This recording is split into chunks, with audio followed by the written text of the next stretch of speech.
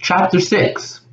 Danny walked into his fifth period class along with Sam, Luke, and Sonia. Mr. Gold was sitting in a chair near his black desk, listening to music, and didn't seem to notice them coming in. He looked around the classroom, smiling as he saw that it looked pretty much the same as last year, with minor changes. There was a picture of the Statue of Liberty hanging on the wall towards Danny's left that wasn't there last year. Then he looked closely at the picture and noticed that Mr. Gall, his wife, and two sons were in the picture. The picture was taken on June 12, 2016.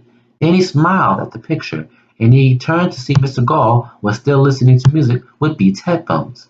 Danny smirked, then walked over to his teacher and tapped his desk with a loud thump that Mr. Gall was bound to hear.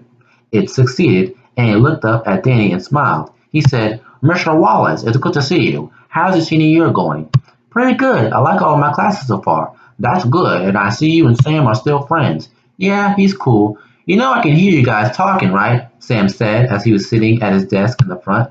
"Don't worry, Sam. We're only talking good things about you," Danny replied. "All right. I better not hear any bad things about me." Danny smiled and turned to Mr. Gall and said, "Well, it's good to see you, Mr. Gall." "Same goes to you, Mr. Wallace." Just then the bell rang and more students started to come in and sit in the desk. As the students continued to come in for what seemed like a huge wave, Mr. Gall smiled. He always liked big classes because he felt he could reach the heart of more students while educating them on the past. After 5 minutes, the bell rang again, signifying that class was about to start. Everybody was in their seats talking. Mr. Gall got up and told everybody to take out their headphones so he could talk. They looked at him for a second, then put away their headphones with the intention of only listening to him. Mr. Gall said, "All right, class, today we're going to begin to learn about how government works. In order to do that, we are going to learn about the founding fathers and how government came to be. One of the things we're also going to learn is about the structure of government and the three branches of government, the legislative, executive, and judicial branches. So, without further interruptions, I have a PowerPoint that I want to present to you that starts off with a video. Now, let's begin." Mr. Gall turned on the projector above the students, then connected a cord to his computer. The video began to play, and it was on the History Channel's website, discussing the founding fathers of America. While the video began to play, Danny began to pay attention at the video and take notes. But with a few short sentences, he suddenly stopped, slowly his pencil down, and closed his notebook. He began to think. Danny began to have a strange feeling deep within his heart. "Why am I even studying about American government?" he thought. "What has it ever done for me, and more importantly, what has it done for African Americans? This system of government, the so-called land of the free, has done nothing more than keep African Americans down, from slavery to Jim Crow to the KKK, and now police brutality. This free system has kept African Americans down for too long, yet I'm learning about a system that was created by a bunch of slave owners." The American system was hypocritical in his eyes, and frankly, he was getting sick of constantly learning about the system.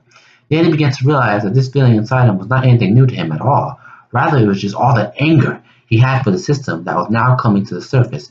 Anger that this system has boiled down in his eyes. Anger at the system. Anger at the way he treats people like animals and second-class citizens. And anger at how the police constantly kill unarmed black males as if they are trash. As he was in mid-thought, he noticed that the pencil he had in his hand began to break in half. He also noticed that he was breathing heavily. Sam noticed and said, "Hey, Danny, calm down. I feel it too, but now is not the time." Danny calmed down and slowed his breathing down to normal pace. He appreciated Sam calming him down, but was he wrong? But he was wrong about one thing. Now is exactly the time to be angry. How can he learn about a system that has suppressed his people? Danny then thought that if he could learn all about the system of American government, that he just might be able to change it one day. Danny swore from then on that he would learn everything he could about this class and then make the system anew.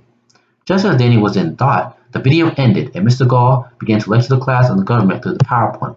The lecture seemed like a blur to Danny, as he didn't really want to learn about the hypocritical system, but he was forced to. At least, that is what he felt like. Then he reached into his backpack and grabbed another pencil and started taking notes in his notebook. As Mr. Gall continued to lecture on the lesson, Danny took notes of one in critical detail. Danny would write down the information on every slide in his notebook like his life depended on it. After what seemed like a blur, the bell rang and the class suddenly ended. Danny then got up along with Sam, Luke, and Sonia. Mr. Gall said goodbye to his students and then left the class. Danny walked out of his sixth period class, Spanish, early, due to the fact that all they had gotten was a syllabus and talked about the conjunctions of istar and stare. But with his cousin Luke in his class helping him, everything seemed to be easy. The class was 30 minutes, but to Danny it seemed like 5 minutes. Luke had always helped Danny when it came to Spanish, simply because they were family, and he had always wanted to speak in Spanish more fluently. Then Danny walked over to the buses where Sam was waiting for him, and together they walked onto the Pacific bus, and they showed their IDs and sat in the front rows beside each other. After the bus started moving, Danny's thoughts were completely on the strange symbols he saw in Mr. Shepard's room earlier. The pyramid with the eye in the middle of it, as well as the number 666 on his arm, made Danny wonder what those symbols meant. Ever since he saw those symbols, throughout the day, he had constantly been thinking about them. It seemed the symbols would never escape his head. He felt something deep in his heart telling him that he needs to find out what those symbols meant. As he was in mid-thought, Sam said, "Hey Danny, did you notice anything that seemed to be off today?" "Yeah? Why?" he replied. "Well, I noticed several things that seem to be too coincidental. Like the fact that your cousin shows up at the school after 9 years, and the fact that Sonia came here to the school. Also the fact that all four of us have these strange amulets given to us by our grandparents on the same day," Sam replied. Then Dave thought about it. Sam was right. It did seem to be too coincidental that Sonia just transferred here today, and if she happens to have an amulet in Hebrew like his, as well as his cousin Luke, returning seemed to be questionable. He said, "Yeah, and I also noticed that there were some strange symbols on Mr. Shepard's room today. There was a pyramid with the eye in the middle of it, as well as the number 666 on his arm. I don't know what those symbols meant, but I intend to find out." Sam smiled and said, "I guess great minds think alike." "I guess so. Hey, do you like Sonia?" "Maybe. She's kind of cute." "Why?" "Maybe I'll put you on her." "Nah, bro. I can handle this myself." "Okay, cool. Good luck, bro." "Thanks, man." Danny and Sam continued to talk until the bus arrived at their bus stop. Then the two of them got off and said, "Bye, Danny. See you tomorrow." "Same goes to you, Sam." As Danny was walking back to his house, his mind was continuously thinking about the strange symbols in Mr. Shepard's room. At this point, these thoughts seemed to be endless, he thought, as if there was something telling him deep inside that he should learn about those symbols. They hold some type of significance in a grand scheme. Danny could feel this mysterious voice in his head like a whisper. It said, "Find out. You must find out." Danny immediately ran towards his home and opened the door. He felt that he knew what he had to do. He ran towards his room, closed the door with a little force, and turned on his computer. He started typing the strange symbols into Google and found when what he found shocked him. There were several pictures of a secret organization known to many as the Illuminati, and the strange symbols he saw in Mr. Shepard's room were a part of their symbols in the organization. After looking through the countless websites about them, from conspiracy theories to actual historical facts on how the organization was created, Daniel was overwhelmed with astonishment like an organization like this could exist. While there were many conspiracies about the Illuminati, one very prominent one was that they're going to take over the world using one world government, or many people dub it as the New World Order. There are also several conspiracies on who the Illuminati leader was. Some people say it was Pope Francis, leader of the Catholic Church. Others say it was former President Barack Obama, who was Antichrist worshiping demons.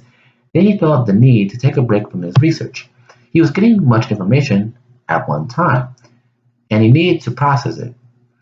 He also could feel his eyes grew tired, and he immediately went to his bed to take a quick nap.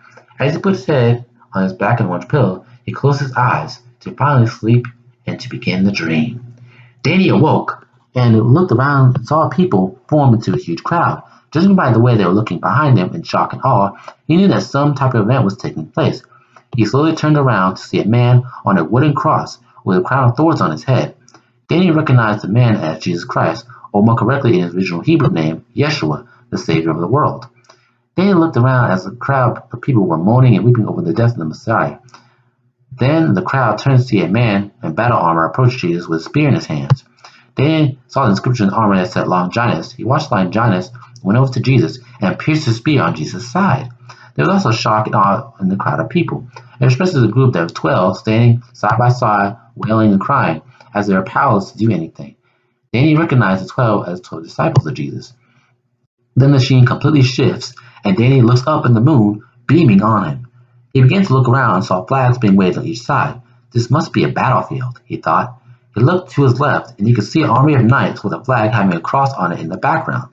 Danny looked to his right, ahead of him, and saw armed people with turbans on their heads and an Islamic crest on their breastplates. In their background, he saw the Temple of Jerusalem, but it had an Islamic crescent flag over it.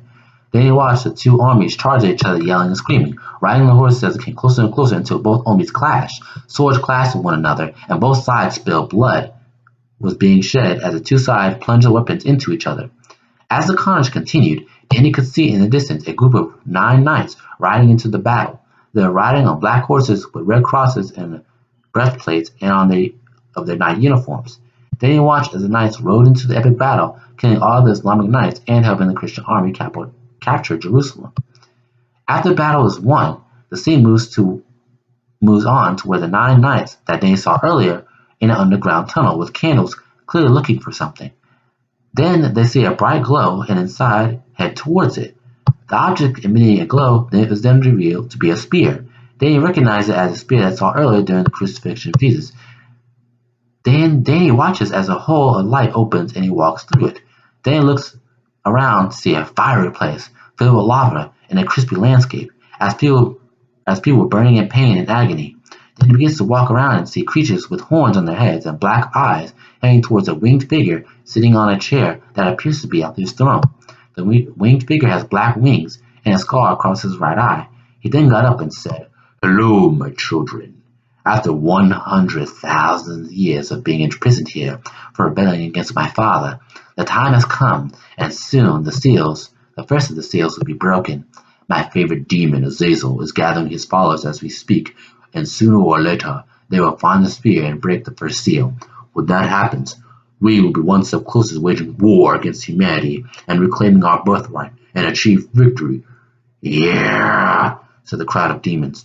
"Now chant my name, so that it will lead us to victory." "All hail the evil one," chanted the crowd. The crowd of demons chanted the evil one for a long time, before Danny looked around and he could see that he was on a mountaintop.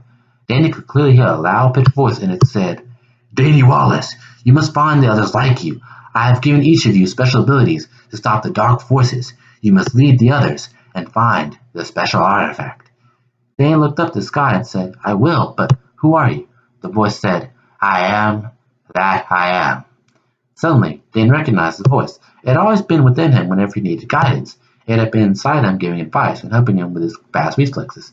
He knew what the voice was. He then said, "God?"